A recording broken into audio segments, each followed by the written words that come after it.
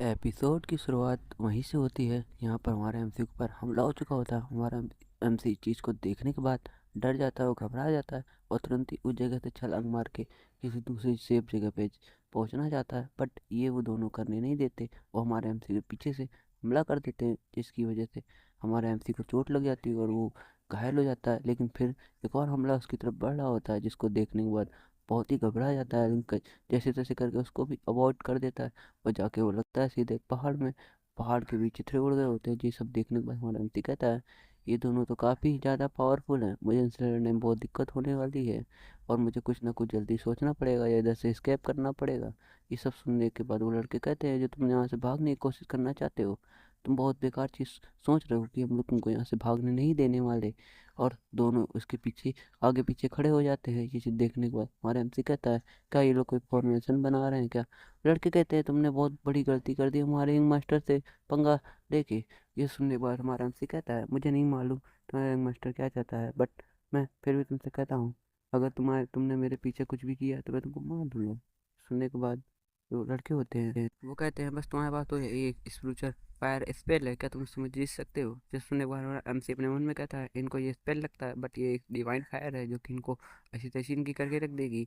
तुरंत ही वो हमला उसके ऊपर कर देता, कहता है यही मेरा तरीका है करने का, अगर मैंने अभी नहीं किया तो ये लोग ज़्यादा वो मतलब कि कर लेंगे अटैक और हमारे से ऊपर ज़्यादा खतरा आ जाएगा। हमारे एमपी को अटैक कर देता है, जिसकी वजह से उसके हाथ जलने लगता है और खूब तेज तेज चिल्लाने लगता है। कहता है ये कोई स्पेशल फायर या कोई स्पेल नहीं है, ये तो कोई बहुत ही खतरनाक ट्रेजर है जो उसके हाथ में है, बहुत खतरनाक है। सब बोलते बोलते वो हेल्प हेल्प चिल्ला रहा होता है, अपने साथी जो उसका दोस्त है उससे हेल्प मांग रहा होता है। इसे सुनने के बाद जो लड़का होता है वो भी बहुत घबरा जाता है। कहता है क्या तुम्हारे साथ ऐसा कैसे हो सका, तुम्हारे पास तो एक बॉडी आर्मर भी था। ये सब सुनते हुए बट हमारे एमसी इसको भी जाने नहीं देता और इसको भी ऊपर हमला कर देता है और कहता है तुम कहाँ जा रहे हो, मैं तुमको भी नहीं छोड़ने वाला।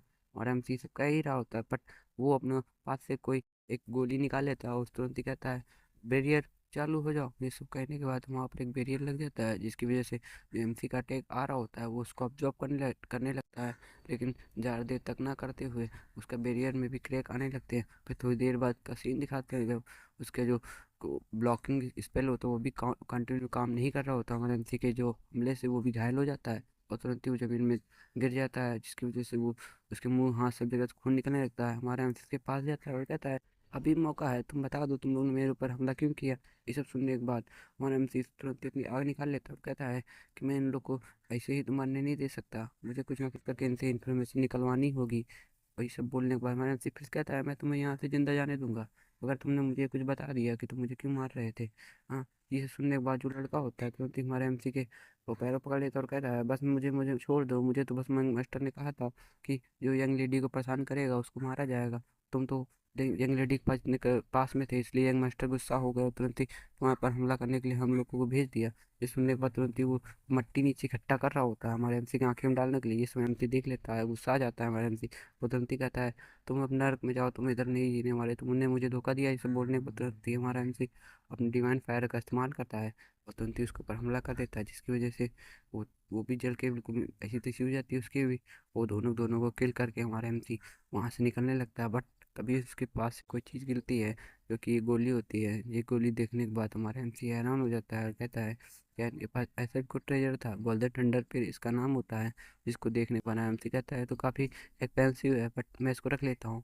उन्होंने मुझे मारने की कोशिश की, इसके लिए मुझे इसको लेके यहाँ से तुरंत निकलना चाहिए। अगर मैं यहाँ से जल्दी नहीं गया तो बाकी लोग भी मेरे पीछे आ सकते हैं और मुझे हमला कर सकते हैं। मैं भी घायल हो चुका हूँ तो मुझे ज़्यादा तक यहाँ नहीं रुकना चाहिए। और तुरंत ही वो दूसरे उन दोनों की छानबीन करने लगता है, कुछ और मिल जाए इसको। हमारे एमसी सब देख ही रहा होता है बट उसके पास बहुत सारी चीज़ें हाथ में लग जाती हैं।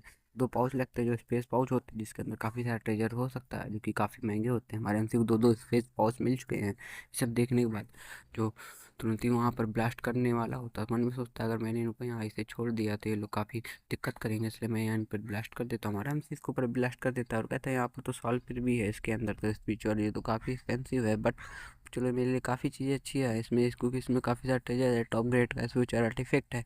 सब देखने के बाद एमसी खुश हो जाता है और कहता है ऐसे दुश्मनी कभी कभी हम लोग के लिए काफ़ी फ़ायदेमंद हो जाते हैं। भले ये लोग दुश्मन थे बट इन्होंने मेरे कल्टीवेशन में बहुत मदद कर दी। इसे सुनने के बाद तुरंत एक नाव भी देखती है जो कहता है कि बाकी चीज़ छोड़ो, इन्होंने तो मेरे बहुत बढ़िया चीज़ की मेरे लिए, तो एक नाव भी लेके आ गए। और तुरंत ही उस नाव में बैठता है, उसको कंट्रोल करता है, कहता है मेरे लिए नई चीज़ है बट मैं इसको ज़रूर चला लूँगा। और तुरंत ही वहाँ से निकल जाता है और कहता है कि काफ़ी अच्छी राइड है, मैं यहाँ से जल्दी से निकल जाऊँगा, अपने इस सेक्टर में भी पहुँचने वाला हूँ, बस मैं कुछ ही दिनों बाद। ये सब सुनने के बाद वो सऊद में अपनी बोट को बहुत स्पीड से चलाने लगता है और देख रहे हो तो शाम होने वाली होती है। फिर हमें कुछ देर बाद सीन का एक नाव का सीन दिखाया जाता है। ये नाव वही होती है, उस यंग मास्टर की होती है, जिसकी वजह से यंग मास्टर की नींद खुल जाती है। उसे एहसास होता है कि उसके दोनों जो बंदे थे या दोनों को आदमी थे उसको मार दिया गया है। ये सब जानने के बाद वो तुरंत ही गुस्सा आ जाता है और कहता है कि सब लोग इकट्ठा हो जाओ। ये सब बोलने के बाद बाकी सबको बुला लेता है और बाकी सब पूछने लगते हैं, यंग मास्टर आपको क्या हुआ? ये सब सुनने के बाद बाकी लोग कहते हैं क्या हुआ है हमारे यंग मास्टर को, बहुत गुस्से में है क्या इस टाइम? तुरंत ही वो यंग मास्टर कहता है कि वो दोनों मारे जा चुके हैं उस लड़के के हाथ, तो इसलिए हम लोग को तैयारी करनी पड़ेगी उसको मारने के लिए। लड़के कहते हैं बट वो तो बहुत ज़्यादा हाई लेवल के दोनों थे, वो कैसे उस छोटे से सेक्टर वाले से हार सकते हैं? ये सब सुनने के बाद बाकी लड़का कहता है कि वो बहुत ताकतवर है, इसलिए हम लोगों को जल्दी तैयारी करनी होगी। सुनने के बाद वो सब घबरा जाते हैं और कहते हैं कि यस यंग मास्टर, हम लोग तुरंत ही घुमा रहे हैं अपनी शिप। ये सब सुनने के बाद वो कहता है बट रुक जाओ, वो लोग किसी दूसरी डायरेक्शन में, मुझे उनका सेंस हो रहा है। वो तुरंत ही अपना एक आर्टिफैक्ट निकाल लेता है और कहता है ये काफ़ी बढ़िया चीज़ है मेरे पास, बहुत दिनों से इसका मैंने इस्तेमाल नहीं किया, बट आज मैं इसका इस्तेमाल करने वाला हूँ। मैं उस हरामी को ढूंढ के रहूँगा, उसको आज ही मार दूंगा। ये सब सुनने के बाद तुरंत वो इकट्ठा कर लेता है और हम मतलब रोशनी की तरह कर देता है। एक आर्टिफैक्ट होता है जो कि स्पेल आर्टिफैक्ट है, जिसकी वजह से लोकेशन उन दोनों की पता चल जाती है। और तो वो लड़का कहता है मुझे इन दोनों की लोकेशन दिख गई है, वो किसी जगह पे हैं, बट उनकी जो फ्यूचर स्किल जो इसकी वजह से हम लोग सेंस कर पा रहे हैं तो बहुत डैमेज हो चुकी है, और इसलिए हम लोग उनको ज़्यादा देर तक सेंस नहीं कर पाएंगे। वो लोग तो मारे जा चुके हैं, बट हम लोग उनके जरिए उस लड़के को जरूर ढूंढ निकालेंगे। और कहता है नॉर्थ की साइड जल्दी से अपना जहाज़ तेजी करो और वहाँ तुरंत पहुँचो। ये सुनने पर वो लड़का कहता है तुमने तो मुझे काफ़ी गुस्सा दिला दिया, क्या तुम्हें लगता नहीं है तुमने मेरी फैमिली से पंगा लेकर बहुत बड़ी गलती कर दी? और तुरंत ही वो सबसे कहता है अगर उस लड़के को जो कोई भी मारेगा मैं उसको इनाम दूंगा, वो भी 10,000 स्पिरिचुअल स्टोन्स। ये सब सुनने के बाद बाकी सब तैयार हो जाते हैं। मिलते हैं नेक्स्ट एपिसोड में और हम लोग नया एपिसोड जरूर